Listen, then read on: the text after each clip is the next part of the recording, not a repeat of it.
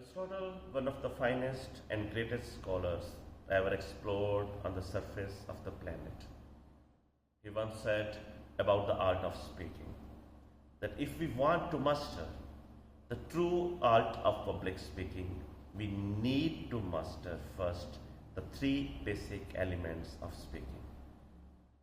Those elements are namely ethos, pathos, and logos. As they are termed in Greek, we find English translation for these three terms as ethos for ethics, pathos for passion, and logos for logic.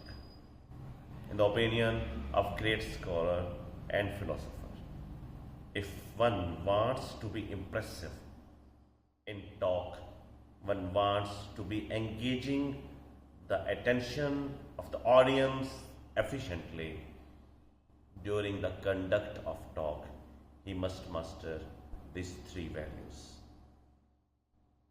These three values will be elaborated by me briefly, just to give a bird's eye view to my audience. Like once we go for ethos, I mean ethics, it means that a person who is engaged in the art of speaking, he first master the art of speaking by bearing a sound moral character.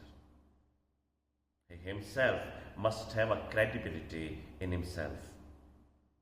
The weight of talk actually evolves out of the weight of personality who is talking. So ethical consideration has to be there all the time once we get engaged in conversation. And secondly, by pathos, he wants to say that whatever you utter in life, whatever you say, whatever you deliver from your mouth, it must be enriched with a spice of energy and passion coming straight from your heart. We can simply define it like whatever we speak, first we must own it, then we must utter it. Without owning it, without relating it with the energy of our heart, and without inculcating our heartfelt likeness in it, we cannot produce a sound impact of an energized talk ever. So this thing may be executed by employing different imageries, different metaphors, different acute choice of words which may enhance the energetic impact of my talk. And lastly, and that is logos. Logos basically means logics, that whatever you say, it must be weighed simply on the basic principle of logic and argument. Anything that lacks sense must not be uttered by a person who aims and wishes to become impressive in talking.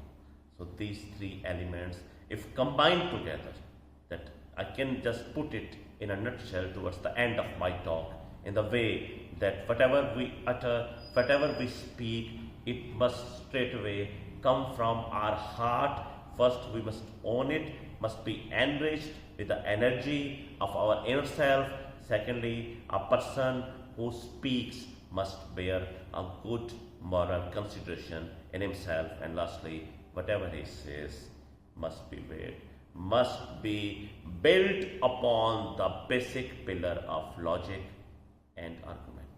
So these things can easily contribute towards achieving that excellent level of public speaking which people desire and aim in their life.